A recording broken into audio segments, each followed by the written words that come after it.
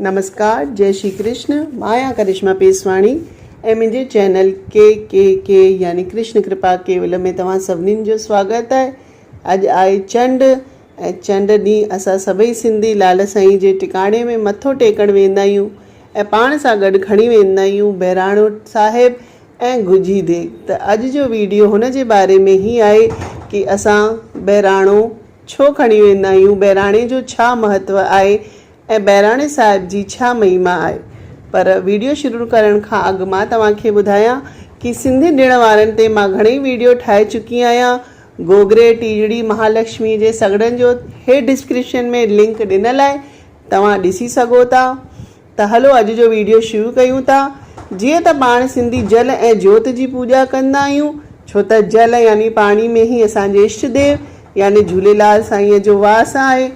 त हिन करे पाण सिंधियुनि घर में जॾहिं बि कोई शुभ कमु थींदो आहे त शुभ कम खां अॻु साईं झूलेलाल जी पूॼा बहिराणे साहिब जे रूप में कई वेंदी आहे ऐं बहिराणे साहिब जी महिमा अपरंपार आहे। बहिराणो जो पाण कणिक जे अटे जो ठाहींदा आहियूं, हुनखे पंहिंजे लाल साईं जे प्रतिरूप मञी करे स्थापित कंदा आहियूं, यानी बहिराणो साहिबु लाल साईं जो ई रूप आहे। ऐं बहिराणो साहिबु खे असांजो सिंदूर या गुलाल सां रंगे सजावट कंदा आहियूं। हू आहिनि लाल साईंअ जा वस्त्र ऐं बहिराणे जे मथां जो असां मिसरी रखंदा आहियूं, हू आहे लाल साईंअ जो मुकुट ऐं जेको बि सुको फ्रूट, फोटा, बादाम जो बि सिंगार कंदा आहियूं, हू वस्त्रनि जो सिंगार आहे। ऐं गुल फुल अगरबत्तियूं जो रखंदा आहियूं, उहो आहिनि इत्र। पासे में असां पंचमुखी ॾीओ ॿारींदा आहियूं, हू पंच तत्वनि जो रूप आहे, यानी भूमि, जल, अग्नि, वायु ऐं आकाश।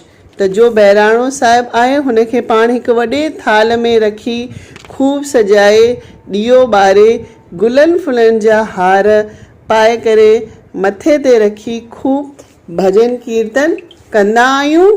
शादी हुजे या गृह प्रवेश या कोई बि ख़ुशीअ जो मौक़ो असां सिंधी खूब धूमधाम सां बहिराणो साहिबु खाराईंदा आहियूं ऐं ईअं करे ख़ुशि थींदा आहियूं कि अॼु लाल साईं असांजे घर में आया आहिनि ऐं खूब मौज मचाईंदा आहियूं। बहिराणे सां गॾु गुझी देग हूंदी आहे, जंहिंमें मिठा चांवर यानी तैरी हूंदी आहे। हिन खे अक्षय पात्र चइबो आहे, जो कामधेनु वांगुरु सभु मनोकामनाऊं खे पूरन करण में समर्थ आहे। हिन गुझी देग जो मर्म इहो आहे कि खाओ पीओ, ॿियनि खे बि खारायो ऐं दान पुण्य बि कयो त तव्हांजा भंडार भरियल रहंदा, तव्हांजे गुझ में साईं बरकत ॾींदो।